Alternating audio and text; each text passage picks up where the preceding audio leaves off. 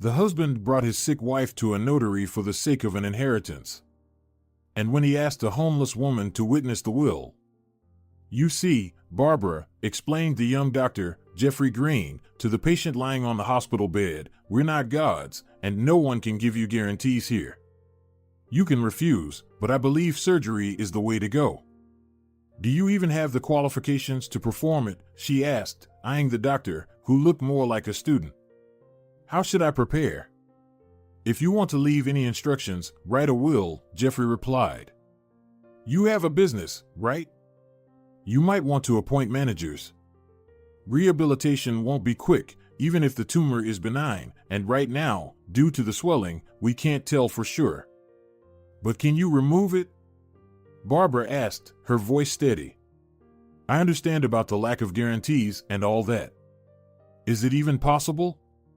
"No one has ever performed such surgeries at this hospital," Jeffrey muttered, "but I've worked with a professor who was a pioneer in this field. If you trust me, I'm ready to operate." "I'll give my consent," Barbara promised, "but I need some time, at least a couple of days."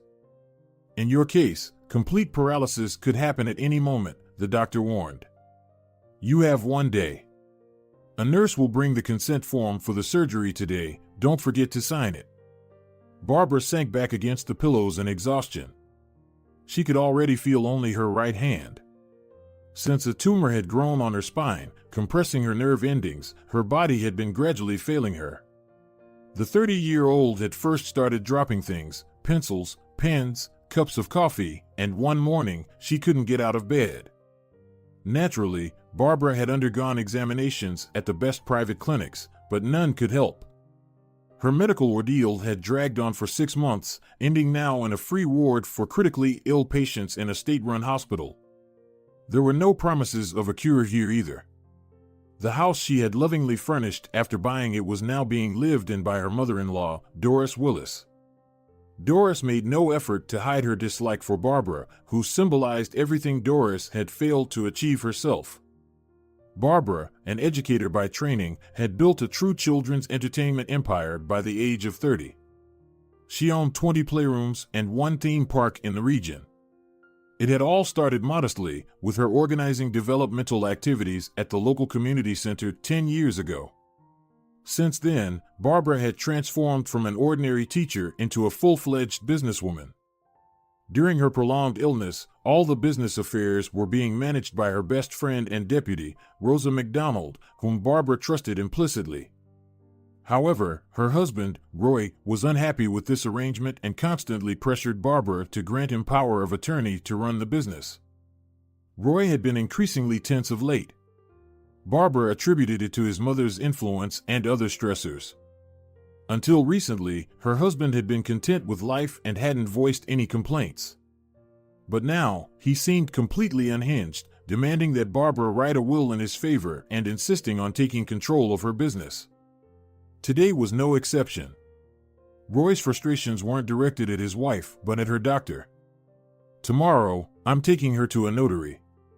Give permission for her to leave the hospital," Roy shouted in the corridor. "Treat her, or discharge her already." "That's not for you to decide," Dr. Jeffrey replied calmly.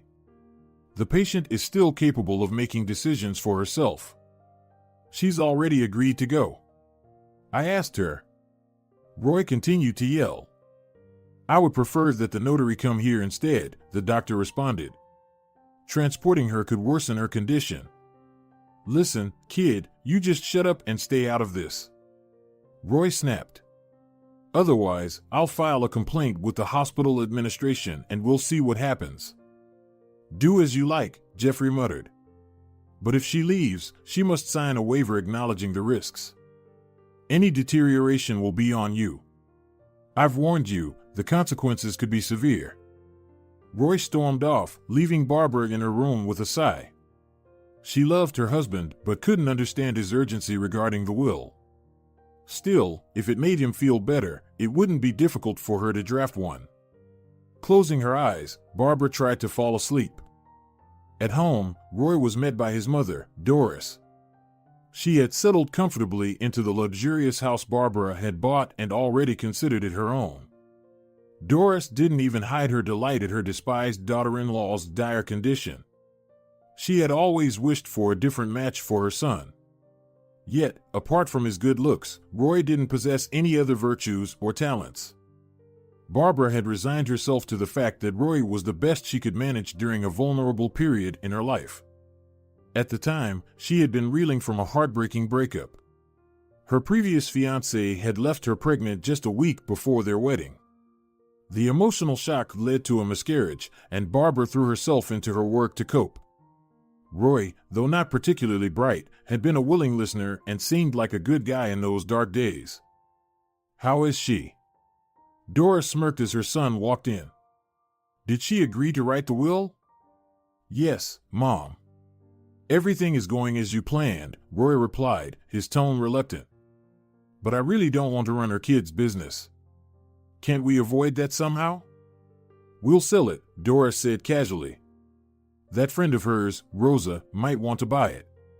Barbara pays her a fortune anyway. And honestly, it's good you don't have kids together. Plus, her mother is dead, so there shouldn't be any other heirs. Just don't overdo it, son. If Barbara suspects anything, this whole thing could fall apart. Be nice to her." "Fine," Roy muttered, "but I'm tired of her tantrums. She's so fixated on getting better, as if we haven't already spent enough money on her treatments. At least she got into this hospital for free, thanks to some quota." "True, son, the money we spent was substantial," Doris agreed. "But the play centers are still running and bringing in cash. What's the point if we don't have access to the accounts?" Roy snapped. "We're stuck with scraps while I want it all, now. No waiting." Doris shot him a stern look. She had her own ambitious plans for Barbara's money. The next day, Roy was back at the hospital, quarreling with Dr. Jeffrey again. Barbara wasn't feeling well, and the doctor insisted she stay in the ward. Despite this, Barbara, with much effort, wrote her consent to leave. "It's just for a couple of hours, don't worry so much," she said placatingly. "I promise I won't push myself too hard." "You don't understand," Jeffrey replied angrily. "This could significantly worsen your condition. But of course, the will must be more important, at least to your husband." "Doctor, let's not make a scene," Barbara pleaded, her voice weary. "I'm already feeling awful." Jeffrey left the room, frustrated. He knew Barbara was caving to her husband's pressure, and he strongly opposed her decision to leave the hospital. Still, he couldn't shake the feeling of guilt. His offhand suggestion about writing a will had clearly spurred Roy into action. Meanwhile, Roy was demanding clearance to wheel his wife out. Barbara couldn't walk anymore, but her wheelchair was state-of-the-art, capable of even climbing stairs. After the nurses dressed her, Roy transferred her into the chair and wheeled her toward the exit. In the elevator down to the first floor, Barbara studied her husband's face and wondered how much longer he would stay by her side. She had never been able to give him a child after her miscarriage, and it was unlikely she ever would. The diagnosis of infertility was something they had never discussed. It was a cruel twist of fate for Barbara, who adored children and excelled at working with them, to be denied the chance to become a mother. Roy, on the other hand, was counting the days. His wife had hovered on the brink of life and death for so long that he was simply tired of waiting. The doctor's grim prognosis hadn't helped, but Barbara's relentless fight for survival, even as her body failed her, frustrated him. When Barbara requested they walk to the notary's office 3 blocks away, instead of driving, Roy reluctantly agreed. She hadn't been outdoors in ages, and even if the air reeked of exhaust fumes, she wanted to feel something like normalcy. At the notary's office, they were ushered in immediately. Roy had paid handsomely to skip the line, and his excitement was palpable. The inheritance was almost within his grasp. But the notary, James Robinson, quickly dampened his enthusiasm. "And where's your witness?" James asked, looking up from his desk. "It's possible to proceed without one, but having a witness is strongly recommended to confirm the testator's voluntary intent, especially in cases of doubt." "Can't I be the witness?" Roy asked irritably. "What's the issue now?" "You can, But only if you are not named in the will, James replied curtly. Heirs cannot serve as witnesses, they're considered interested parties. Fine, I'll find someone, Roy grumbled, feeling the inheritance slip through his fingers. Just start drafting the papers. Here are the documents in this folder. James nodded and began preparing the paperwork as Roy hurried outside, scanning the street for a potential witness. The notary, James Robinson, began examining the list of assets as Roy stormed out of the office, seething with anger. The older man seemed to be making things unnecessarily difficult for him. Still, if these extra steps ensured everything went smoothly, Roy grudgingly accepted them. Outside, Roy scanned the street for a potential witness. His eyes landed on a young woman rummaging through the bushes nearby. She looked disheveled and possibly homeless.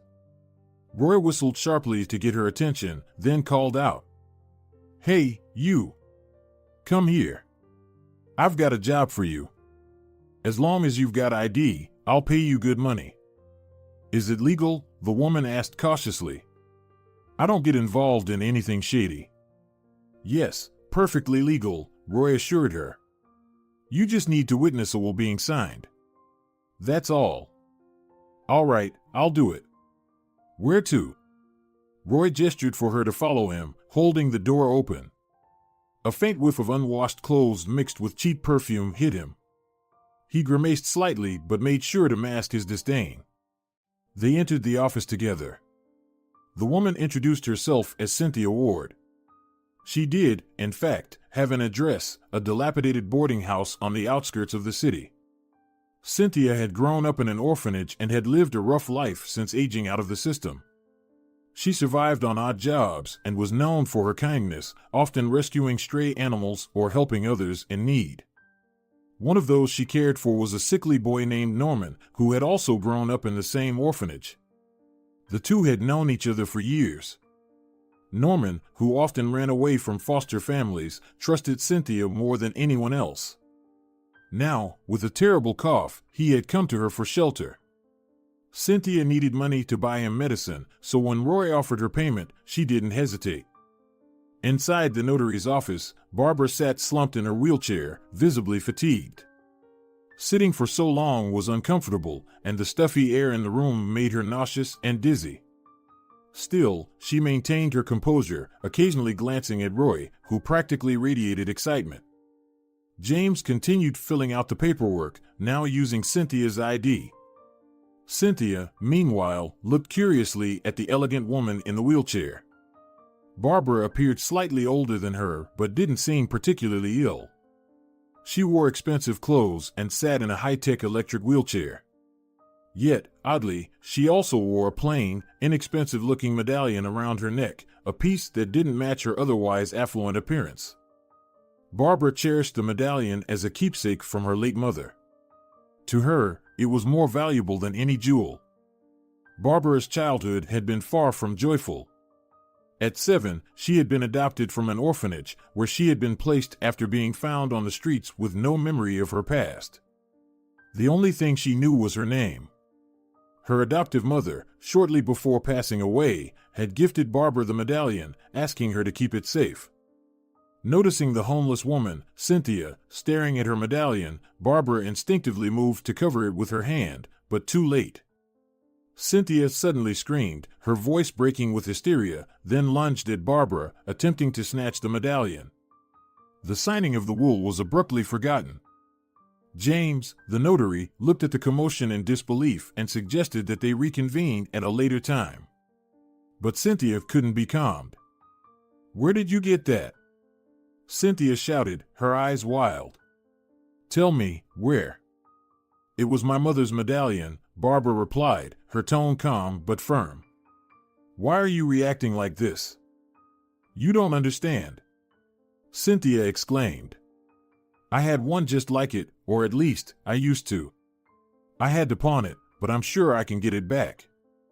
"Really?" Barbara said, her brows knitting in confusion. "My mom told me this medallion was one of a kind. It's unique." "Are you saying there are two?" "Then there must have been two of them," Cynthia cried. "I got mine at the orphanage. They said it was from my mother. Maybe we're sisters who were separated as kids? She paused, her voice softening with hope. It would make sense. Maybe our mom gave these medallions to both her children. What is this, some kind of soap opera? Roy interjected angrily. Enough of this nonsense. Cynthia, here's your money. You can go now. But you promised to pay more. Cynthia protested. The will wasn't signed, so this is just compensation for your time. If you ask me, it's more than generous, Roy snapped dismissively. As they made their way to the exit, Barbara managed to give Cynthia the name of the hospital where she was staying, inviting her to visit sometime. The possibility of a shared past intrigued Barbara, but she was too drained to continue the conversation. Exhaustion weighed heavily on her. Agreeing to visit the notary had clearly been a mistake. The ordeal had taken more out of her than she anticipated. On the way back to the hospital, Barbara tried to talk to her husband. Roy, don't worry so much. We're married, and there aren't any other heirs. I'm just furious, he snapped. That beggar. She sees a wealthy woman and decides to make up some crazy story about being your sister and those medallions. Where did you even get that thing? I told you, my mom gave it to me before she passed away. She asked me to wear it always and said it was valuable. She insisted it was a one-of-a-kind piece, custom made. And is that true? Roy asked, scrutinizing the trinket around his wife's neck. Of course not. It's just costume jewelry, Barbara replied. I had it appraised. I don't know what that drifter was talking about with her pawnshop story. My medallion isn't even made of precious metal, it's just brass. No pawnshop would take it. So maybe you're right, she just wanted to get something, anything, from a random wealthy woman. Once they reached the hospital, Roy handed Barbara off to the nurses and left. The encounter with Cynthia troubled him. It implied that his wife might theoretically have a sister who could also claim the inheritance. And Cynthia clearly wasn't in a stable financial position. As always in such situations, he called his mother. Doris quickly grasped the issue. The most important thing is not to let them do a DNA test. If Barbara dies, we'll have her cremated, no evidence, and let that beggar try to prove anything then. Exactly, Roy replied, impressed. I've always known you were the smartest. By the way, the will still isn't signed, and tomorrow she's having surgery. We might soon become very wealthy people. I tracked down this woman, Cynthia, right? You saw her passport, didn't you? Ask the notary for her address, make something up. Then scare her off.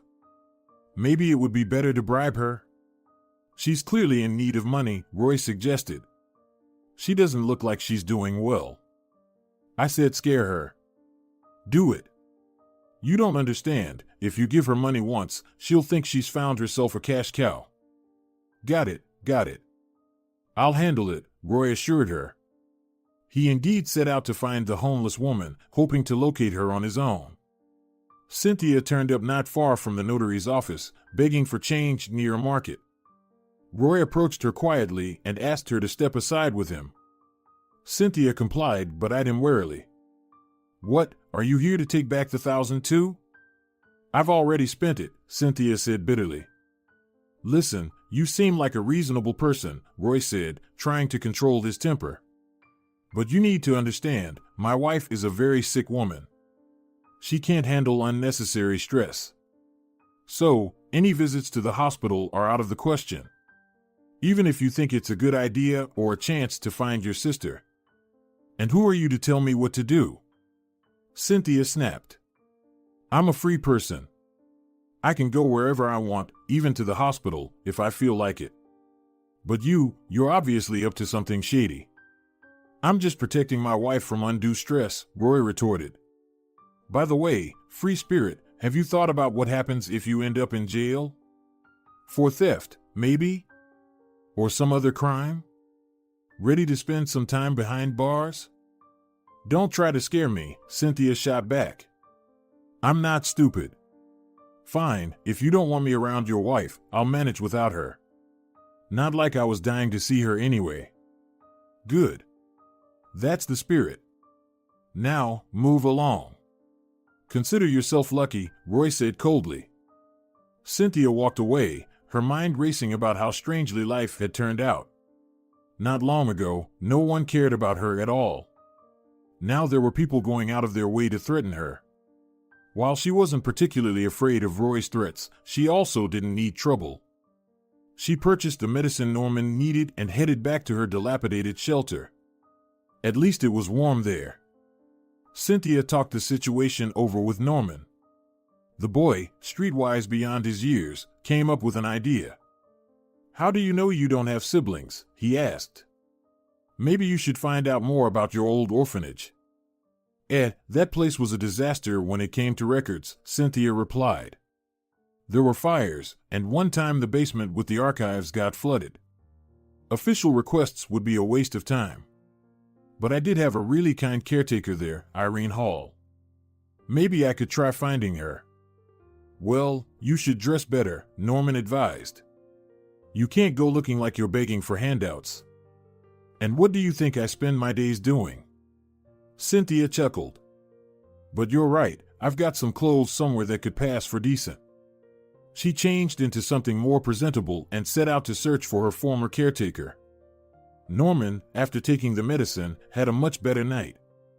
His cough had subsided significantly, and his fever had broken. Cynthia felt confident leaving him alone for the day without fear that the boy might succumb to his illness. At the orphanage, she discovered that Irene no longer worked there. The elderly woman had no family and now resided in a nursing home. The staff kindly provided the address. Cynthia hurried to find her. Her visit surprised the staff at the nursing home, but they escorted her to Irene. To Cynthia's dismay, her former caretaker was completely blind. "Irene, how is this possible?" Cynthia exclaimed as she approached. "How long have you been unable to see?" "Oh, a couple of years now," Irene replied with a resigned sigh. "It's all right, though. I'm not one to despair. I've even learned Braille. I'm reading books again. Do you remember me?" "It's Cynthia, one of your former students." "Of course, I remember all my children," Irene said with a warm smile. "Although visitors are rare. This isn't exactly an entertainment resort." "I came to see you for a reason," Cynthia said, feeling a pang of guilt. "And I'm sorry, I didn't bring any gifts." "Think nothing of it," Irene said gently. "Life must be hard for you. Tell me, what's troubling you? Do you happen to remember how I ended up at the orphanage? Was there another child with me? A sibling, maybe?" Irene's face softened with a wistful smile. "Ah, yes. There were two of you. Twin girls. Not identical, but very similar." "I have a sister," Cynthia exclaimed. "Then why were we separated?" "No, my dear, you misunderstood," Irene said, shaking her head. "The other girl, Sharon, died when she was very young, less than 2 years old. She was already frail when she came to us. And then there was a fire in the old dormitory building. They later replaced it with a fountain. Sharon perished in that fire. There wasn't a trace left of her. Nothing was found after the blaze. At the time, that dormitory wasn't in use for sleeping, but we were quarantining some of the children there. Sharon never made it out. That's awful. So, there isn't even a grave?" Cynthia asked, horrified. "Nothing remains," Irene said solemnly. "Except for a little pendant. Somehow, it had been removed and survived the fire. You always wore one just like it. Simple, but unmistakable." Cynthia left the nursing home with far more questions than answers. She walked through the city, thinking about how she could learn more about her sister. At that very moment, Barbara was being prepared for surgery. Jeffrey decided not to waste any time, as the patient was literally on the brink of life and death after only a few hours outside the hospital. She had already spent the night on a ventilator, and any further delay could prove disastrous for everyone. The doctor didn't tell Barbara's husband about her condition, fearing yet another scandal. He could see clearly that Roy was more eager to inherit from his wife than to see her recover. Roy had another argument with his mother that morning. She was sitting on the pristine white leather sofa in the living room, angry at her son's incompetence. "Well, what kind of fool are you? You couldn't even handle the simplest task? Just get your wife to write a will. How could you not have planned everything in advance? Find the witnesses, make sure she's properly convinced to sign it without changing her mind. Mom, how do you expect me to do that? Should I have forced the notary to certify the will?" Roy replied, frustrated. "Well, at least don't leave it until the last minute," his mother snapped. "You just didn't care. You thought you'd inherit anyway." "There's nothing to talk about, she's still alive," Roy smirked. "And you, Mom, should temper your expectations. You'll be very disappointed if she gets better. By the way, why haven't you arranged things with the doctors in all these months? You could have already had her declared incompetent or come up with something else to get her into a nursing home. With her paralysis, she needs special care anyway, and we'd be living off the money we get. No problems, you see?" "Yeah, she's going to die anyway," Roy replied lazily. "You should have seen the surgeon who's performing the operation. What a joke. The guy just graduated from college. He's never operated at this hospital before. I can already picture how he'll have to explain himself later." They continued discussing the matter for a while, and then Roy decided to visit a lawyer friend for advice. It wasn't that he was acting behind his mother's back, but her insatiable greed was starting to annoy him. He was beginning to think that she wouldn't hesitate to sacrifice him if millions were at stake. In fact, he was already considering writing a will in case his mother planned to inherit anything from him. The lawyer didn't surprise Roy much. As the legal husband, without a prenuptial agreement, Roy would indeed inherit everything. Even if a sister or other relatives were to appear, they would come after him in the inheritance order. This was reassuring. Now he didn't have to worry about competition from that strange beggar woman. After leaving the lawyer's office, Roy called the hospital. He was told that the patient had undergone surgery, but was in a coma. The doctor had prohibited them from revealing that she was actually in a medically induced coma. This method had been developed by his professor. To prevent the patient from being shocked by the recovery of sensitivity, they had put her into a medically induced coma. Overall, Jeffrey knew he was taking a risk, but he did so knowingly, aware that a successful recovery for such a complicated patient would be a great boost to his career. Cynthia wandered the streets alone until evening, feeling out of sorts, until she realized she had been walking in circles near the hospital. She decided to go into the clinic, as she was dressed decently. In her ragged clothes, they probably wouldn't even let her cross the threshold. Visiting hours had ended, but Cynthia grabbed a white coat and mask that were lying on a bench, checked the patient lists for the rooms, and headed to the appropriate floor. There, in the room, she was caught by Jeffrey, who came in for his rounds. "Who are you? And what are you doing here?" he asked indignantly. "The patient is in a coma. We don't even know if she'll come out of it. By the way, where's your badge? Introduce yourself, I don't remember such a specialist on our team." "I didn't mean to," Cynthia said, almost crying. "I just wanted to talk to her. I think she might be my lost sister. But I won't be able to check now, since she's in a coma. She won't give permission for any testing. And I don't have the money to pay for it." "All right, let's go to my office, fake colleague," Jeffrey smirked. "By the way, what's your name?" "Cynthia," she replied. "Are you going to kick me out?" "I've suddenly become quite curious to know if you might be her sister," the doctor smiled. "Let's check. If you're ready to provide a sample for testing. You know, in case a blood transfusion or something else is needed, it would be helpful to know if you're related." "Yes, of course, I'm ready." "How long will it take to get the results?" "I'm not exactly sure, probably about 2 weeks. Our lab is very busy, and it doesn't happen too quickly.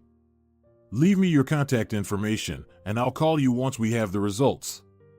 All right, write down the phone number. And thank you so much for your help. I thought you were going to kick me out and call the police. Well, just make sure to return the coat to my colleagues. Tell them you accidentally took it to the laundry. Otherwise, you will really be guilty of theft. As for everything else, this patient is too unique to lose. Your story about the notary and the twins just became another piece of the puzzle in this whole situation. Please, tell me when you find out everything, okay? Cynthia asked the young doctor. I really want to understand why we have two identical pendants. Jeffrey saw her out and went to the laboratory to arrange the DNA test. Just a week later, he received completely astonishing results. Cynthia was not Barbara's sister at all. There was no familial connection between them.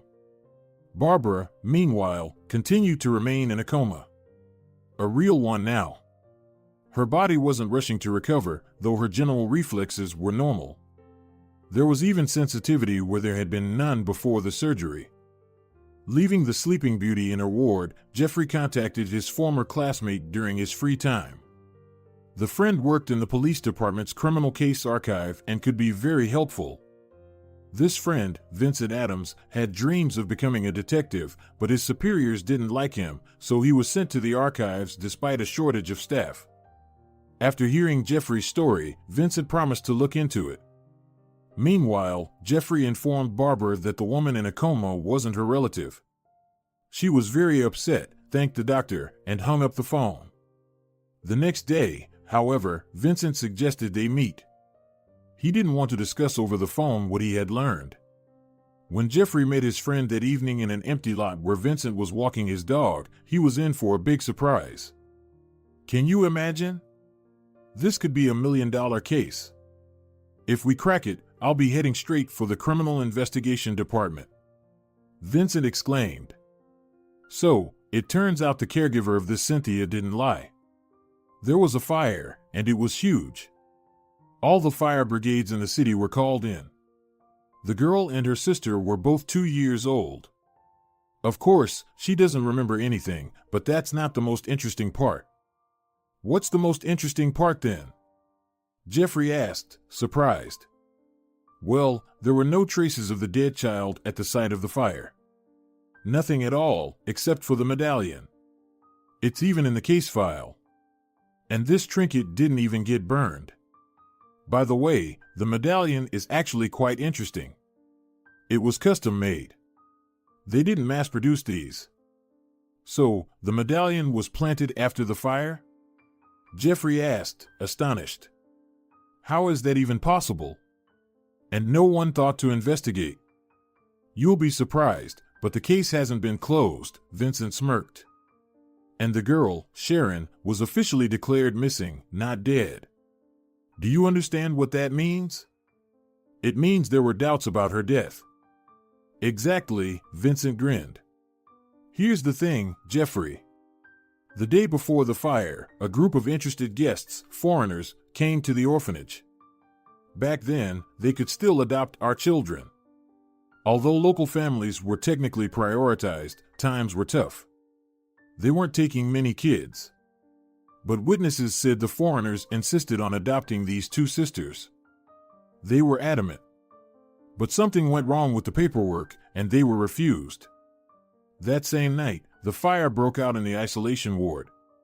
And after that, no one ever saw the child again. Well, that's quite a story. But why didn't they give the sisters up? Back then, they were more than willing to accommodate foreigners, especially if there was money involved. I don't know, Vincent shrugged. The case is silent on that. My guess is it had something to do with the fact that there was no mother. The prospective adoptive parent was a lonely guy, William Arnold, a businessman.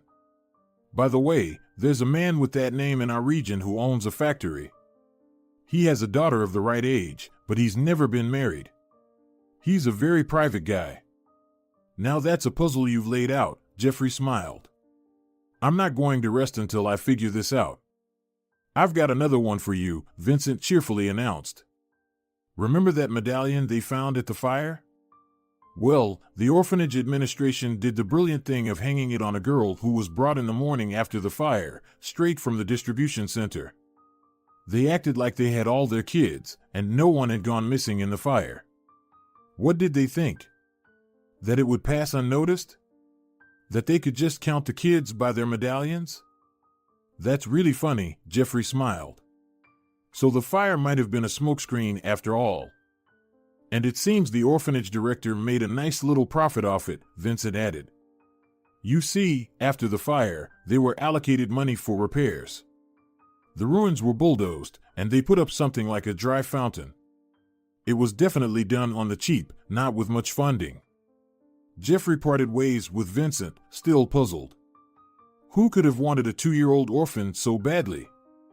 And why had they left her twin sister at the orphanage? He was in no rush to tell Cynthia about this. He understood that her involvement would likely only make things worse.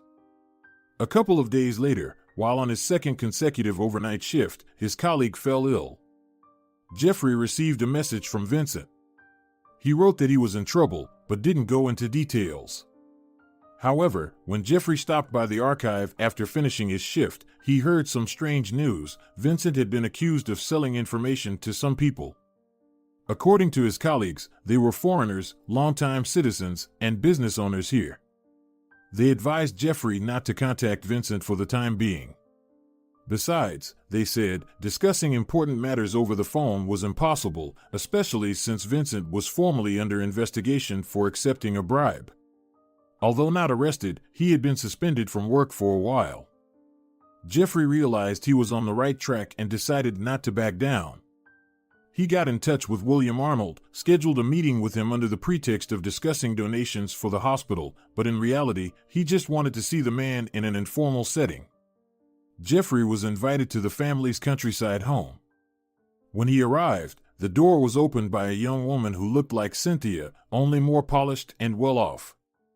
Jeffrey was struck by the resemblance. He could have skipped the DNA test, it was that obvious. But he decided to go through with it. On his way to William's office, Jeffrey noticed a comb with long, dark hairs. He discreetly placed it in his briefcase. While waiting for William, the girl, who introduced herself as Sharon, Jeffrey tried to make small talk, but his questions made her suspicious.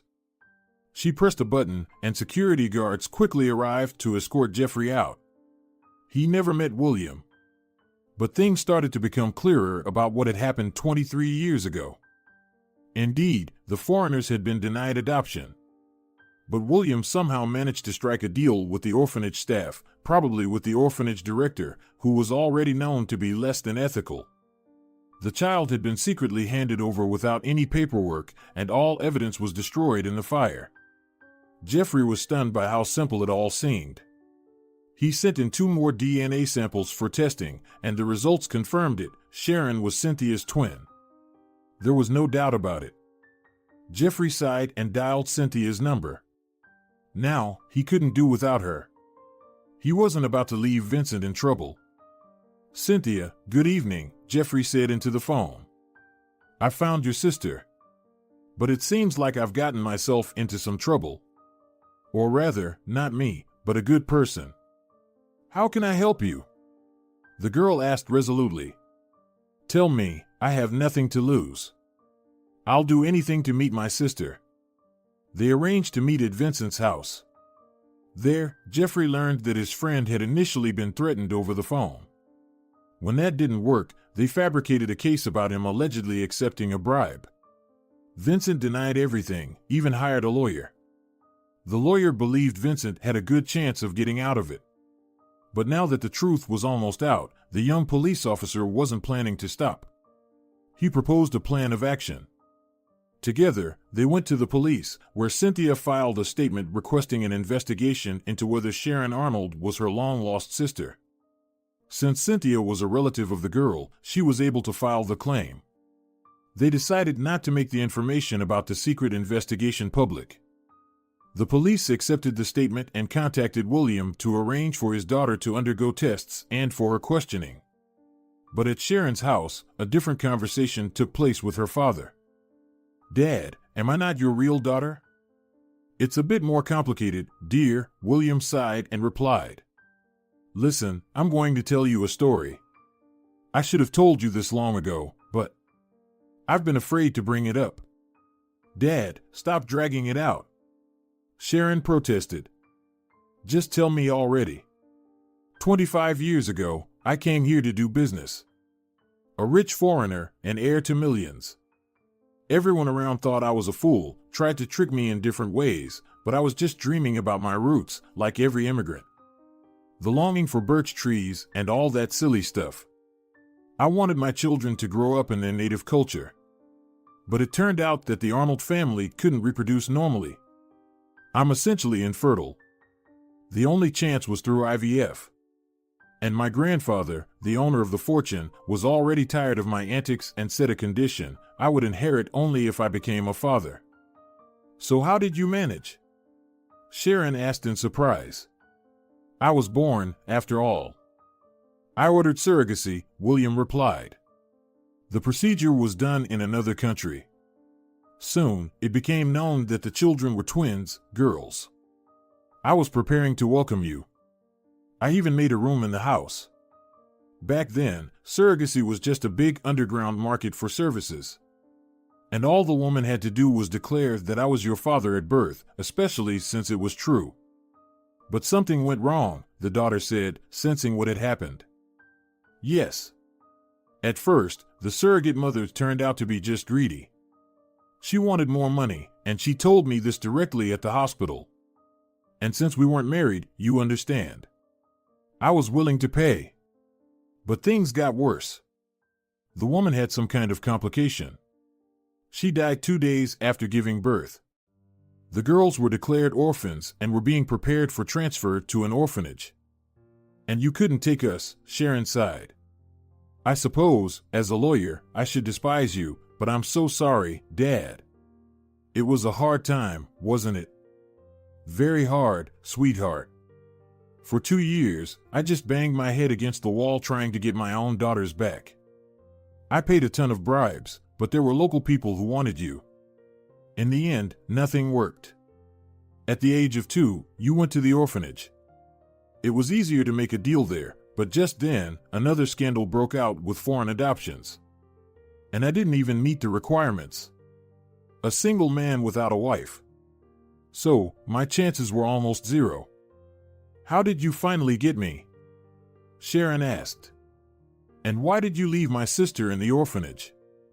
They could only give me one of you. My longtime friend officially adopted you as her daughter. I was listed as your father. They changed your birth date, made it a little earlier, and pretended that you were born a long time ago, but your father hadn't taken care of you. Your sister, Cynthia, stayed in the orphanage. She's looking for me, Sharon said. I think it would be right if we meet and talk.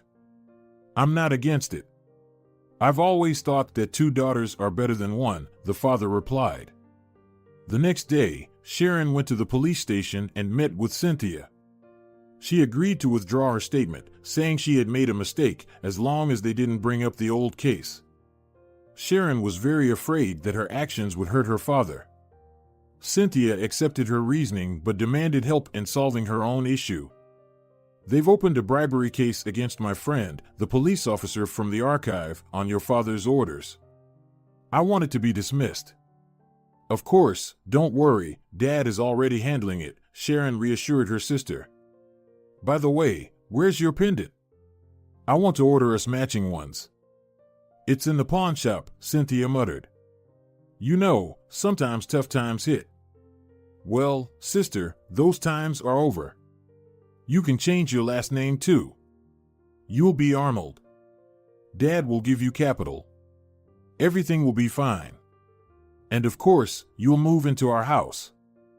I don't live alone, Cynthia said carefully. There's also a boy, a teenager. He keeps running away from the orphanage. We'll take him too, Sharon promised. Just make sure it's official. All right, then I'm ready. Cynthia still couldn't believe her good fortune. That day was filled with tears and explanations.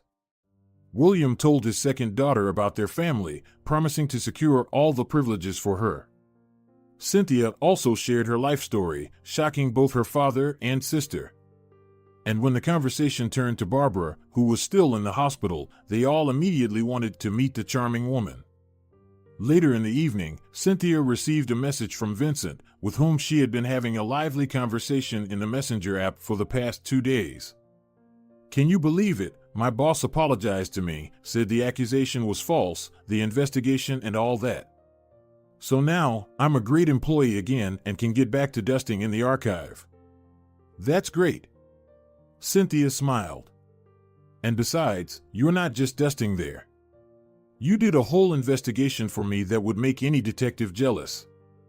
"Yeah, but what's the point? It didn't help my career at all," Vincent sighed, then suddenly changed the subject. "Are you afraid of dogs?" "No," Cynthia smirked. "Why do you ask?" "I just want to invite you for a walk. I've got a dog, that's why I'm asking." "No problem. Just set the time and place, and we'll meet up and figure it out. Maybe I'll even make friends with your dog right away." They arranged the date for the next day, and Cynthia fell asleep in her new house. Norman was already snoring in a separate room on the first floor. A doctor had examined him, prescribed medication, and William had started the process of arranging for the boy's adoption. This time, with his solid reputation as a businessman, it seemed unlikely that anyone would deny him. Meanwhile, at the hospital, things were also unfolding. During the night shift, a nurse called Jeffrey to a ward. A patient who had been in a coma for several weeks had finally regained consciousness. The doctor rushed into the room. Barbara, of course, was still weak and had difficulty coordinating her movements, but she could already feel that her arms and legs were responsive again. The paralysis was gone. The surgery had indeed been successful. "Thank you, doctor. It seems you've saved me." "Oh, no need to thank me. It's always worth trying." "I'm not one to give up," Jeffrey replied. "Now, the most important thing is to focus on rehabilitation. By the way, the tumor was benign." "So I was lucky here too," Barbara smiled. "Yes. But your relatives, who were so eager for the inheritance, didn't have much luck. They've already tried demanding documents from me." "What kind of documents?" Barbara asked. "Disability certificates," Jeffrey replied. "They also demanded that I disconnect you from the machines and stop tormenting you." "Incredible," Barbara sighed. "Well, I'll survive that somehow." The doctor made sure his patient was comfortable before leaving, promising to return in the morning for his rounds. Over the next few days, he paid special attention to Barbara, needing to assess how everything had affected her body. Her rehabilitation had now become more active. One day, Cynthia appeared at the door of the ward, smiling. She placed a bouquet of flowers in a vase she had brought, set some pears and apples on the bedside table, then stretched and impulsively hugged Barbara. The older woman studied her closely. The former beggar in rags was unrecognizable. Now, she was dressed neatly and stylishly. Her hair, washed to a shine, had clearly been styled by an expensive hairdresser. Her eyes sparkled, and around her neck, there was a golden pendant, a clear resemblance to the one Barbara herself used to wear. "It seems like you've had some big changes," Barbara smiled. "I'm really happy for you. Care to tell me more?" "Oh, if it weren't for your pendant," Cynthia said thoughtfully. "Everything really has changed. Look, now I have a sister, a twin. Oh, how we searched for hers, that's another story. By the way, your doctor, Jeffrey, is a real hero. He helped a lot with this. And now I'm going on a date with his friend." "Wow." Barbara smiled. "That's really great news. But it looks like my marriage is falling apart. I don't think there's any hope left to save it." "With a husband like that, I wouldn't even try," Cynthia replied. "Just start fresh, that's all." They said their goodbyes, but Cynthia promised to visit again. Barbara liked her very much. The next visitor was Roy, who was extremely displeased that his wife had even regained consciousness. He took his frustration out on the doctors and nurses and then expressed his displeasure directly in his wife's room. "So, you changed your mind about dying?" he said from the doorway. "So much time in a coma, not everyone survives that." "Of course," Barbara grumbled. "I can see that you're mostly upset about that." "Well, actually, you could have taken care of things beforehand, so I could manage the money and property in case your health failed," Roy barked at her. "But instead, we've been sitting here without money all this time, and you're just thinking about what?" "Well, your mother could have lived off her own money, for example," Barbara smirked. "Or you could have earned something instead of sitting on your wife's back." "Oh, so that's how you talk now?" Roy snapped. "You've used me for so long, and now what?" Barbara simply closed her eyes. She didn't want to hear her husband's accusations and excuses anymore. She had firmly decided to get a divorce as soon as she was back on her feet. But that was still a long way off. Roy, however, stormed out of the room in a fury. From his wife's mood, he could clearly see and understand everything. It didn't take any extraordinary insight to figure it out. Roy called his mother. "She didn't just wake up. Looks like she's planning to divorce me. This is all your fault. You probably stormed in with complaints and accusations when what was needed was care and tenderness," Doris shouted at her son. "For so many years, we've never wanted for anything, and now what? Are we going to wallow in poverty? What kind of useless person are you? Actually, you could have shown some sympathy for your daughter-in-law. Now she thinks we're supposed to pay the bills ourselves. Probably because we didn't sit by her bedside with a mournful look while she was dying," Roy snapped back. "All right," Doris responded firmly. "I'm going to give you an address. You'll go there, and someone will meet you. You'll get a vial, and you need to bring it home very carefully. Do you hear me? Don't break it." "Got it. But what's in the vial?" Roy asked, sensing that things were taking a dangerous turn. "Don't ask the person giving you the vial any questions." "Don't ask them anything at all," his mother grumbled. "Fine, I understand," Roy replied. Soon after, Roy received the address on his phone. He set off to meet the person his mother had directed him to. He wasn't really planning to get into the details of how serious things were, he just wanted to fix the situation. In reality, there was no clear solution. Over the following days, his mother-in-law regularly called the hospital to inquire about Barbara's condition. This attention didn't go unnoticed. Jeffrey ordered that only a limited number of people be allowed to visit his patient. When Cynthia found out, she volunteered to stay with Barbara during the day. They chatted a lot and generally had a good time together. A week later, when Roy's mother learned that Barbara was going to be transferred to another department for rehabilitation, she became nervous. She demanded that her son immediately start carrying out her plan. The woman was furious that someone had dared to outsmart her. Roy, with the vial, the contents of which he still didn't know, went to his wife's room.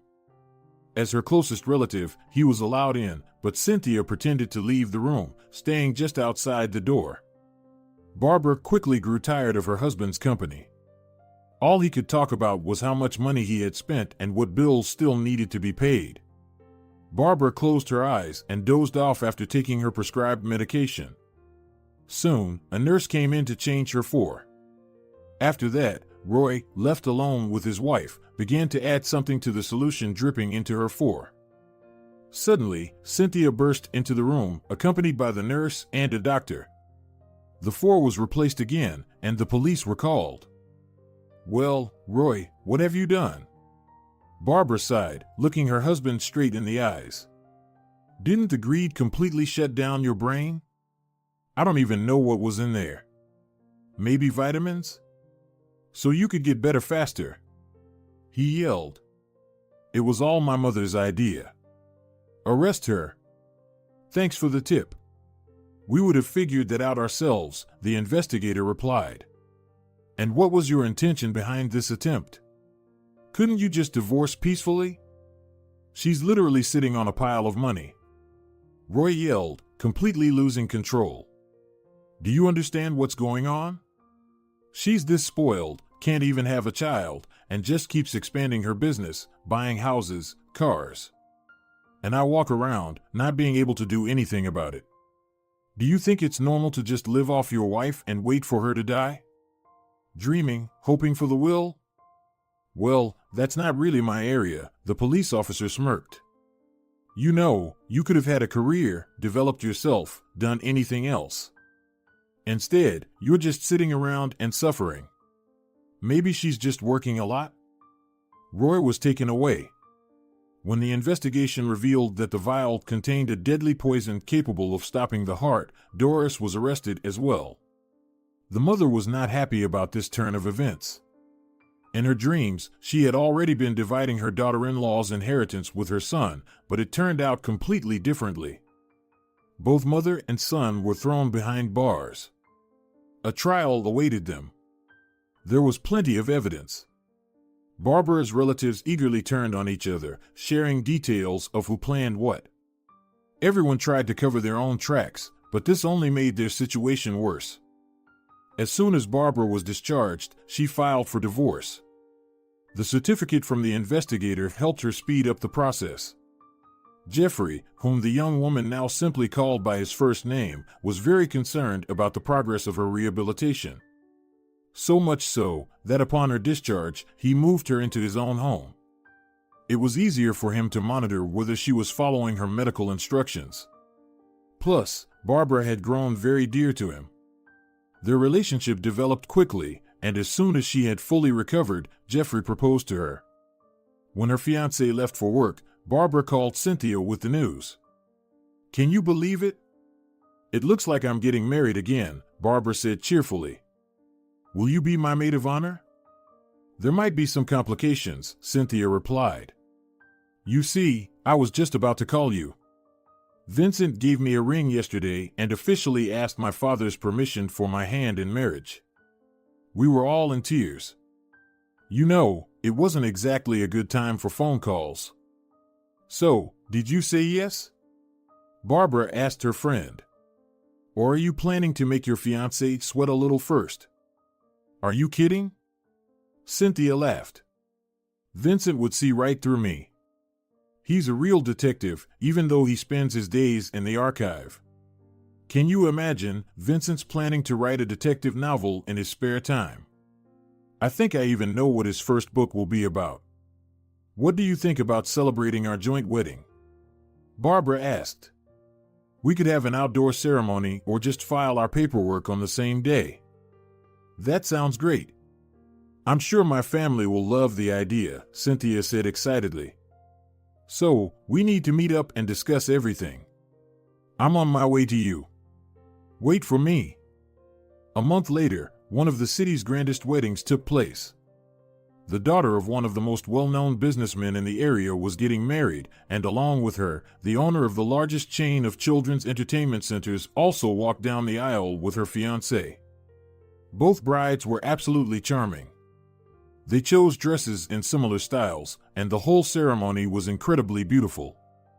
Even Sharon's legal advice couldn't ruin the day, although she suggested that both brides sign prenuptial agreements. But both Cynthia and Barbara were completely confident in their fiancés. They had no intention of getting divorced. They planned to live happily ever after. So, they only laughed and advised Sharon to keep an eye out for guests. Maybe destiny in the form of a charming dentist or lawyer was already waiting for her somewhere. But most of the guests were business people. The celebration ended with a grand fireworks display, and both couples flew off for their honeymoon by the sea. They were utterly happy and didn't want anything more. Before leaving for the trip, Barbara promoted her loyal assistant, who had been handling her affairs in her absence, to partner, giving her a share of the business. When the couples returned from their vacation, they were absolutely radiant. 6 months later, the two friends, now with noticeably round bellies, were happily strolling through the park. If you enjoyed the story, please support it with a like and a comment. All the best.